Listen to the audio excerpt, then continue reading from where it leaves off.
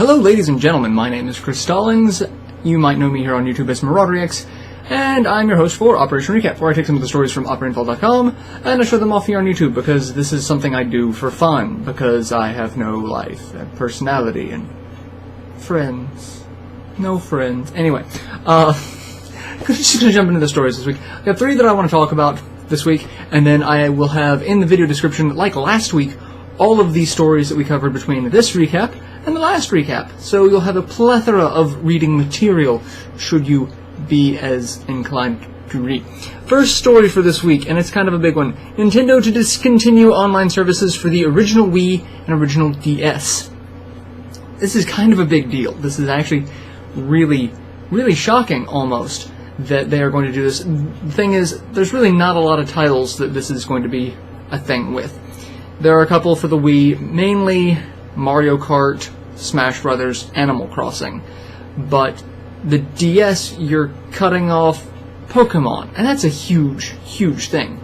So I'm really surprised that this is happening. The cutoff date is May 20th, 2014, so you still have a couple months to enjoy the Wi-Fi. If you are a brawler, hop on the Wi-Fi connection, play a couple online games, bet on some online games. I do that all the time. It's a fun way to pass the time. It's needless gambling on a video game. So go check that out. If you have one of those 2 consoles and you spend a lot of time online, enjoy it while you can. I'm hoping that a lot of this is going to be just right before or right after the new Wii U titles come out, because playing Smash Brothers online, I don't do it often, but I do it often enough to where I'm going to miss it on the Wii. So hopefully the new Smash Brothers will be out relatively quickly in prep for this. Same with Mario Kart, and yeah, not really a big Pokemon player on the DS, but I do know people who are, and I'm amazed that they have not started rioting in the streets because of this. So May 20th, last day, so enjoy it while you can. Next story for this week. PlayStation 4 Japanese launch numbers have been released, and while we wrote a very small blurb about it, keeping with the facts, because people are drawing a ridiculous number of conclusions for this, I'm going to go ahead and tell you the number. The number that they moved in the 2 days of its launch was 322,083 units. Now, to me, that sounds like a fair bit over 2 days. To some, that sounds like not enough, because they're comparing it to the Wii U launch, which was 308,570. Everyone's screaming, "Oh my god, the PS4 is dying just like the Wii U did." Don't ever base off of 2 days' worth of numbers, especially in the Japanese market, which the Japanese market is kind of undergoing a lot of changes. It's metamorphosing. Mobile and handheld gaming are becoming more popular, console gaming not as much, so there's a transition going on. But to sell that many with the kind of market that the Japanese have toward console gaming, arcades and portables are their bread and butter right now. Consoles, not so much. Whereas it's the exact opposite here in the US. I've not seen a console, or not seen an arcade in years at this point, like an actual arcade. But console gaming is a thing. Online, yeah. So, to everyone who's jumping to conclusions, don't, just, no. Just wait.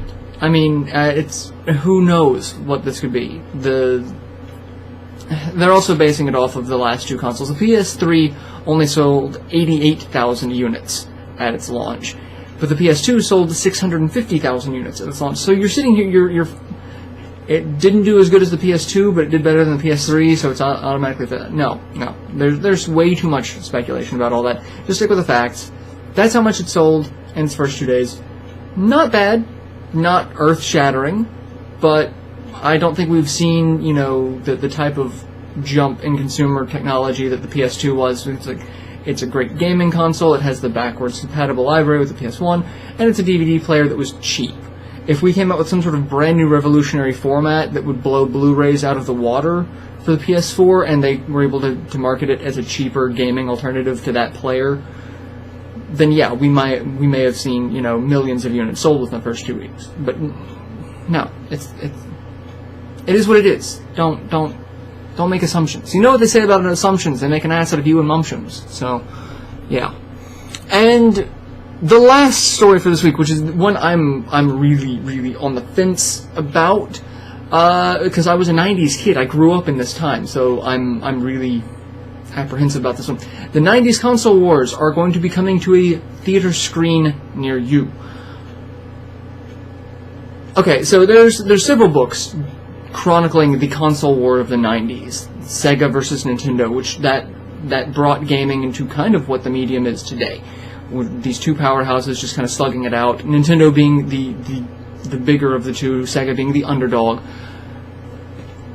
But both companies, they traded blows back and forth evenly. Looking back in hindsight, I can see this. I was a Sega kid, I was totally biased, but I also knew that we got beat bad. But that doesn't mean we didn't, go down without a fight. We did. The thing about this movie that is apprehensive to me, not just the revisionists and the fanboys on both sides of the fence trying to put their spin on it, of, who was better, who was worse, who was... There's going to be some of that. You can't not have that. I just had a little bit of that just now. But again, I admitted beaten.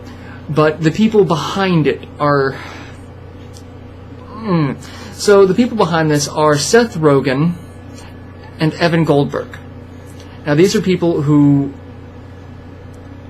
not really known for their seriousness. Seth Rogen, famous for Pineapple Express, Knocked Up. Not the epitome of seriousness, more comedies. But after actually watching Seth Rogen speak on Alzheimer's, I'm a little less apprehensive. Go watch that video as well. Him discussing Alzheimer's.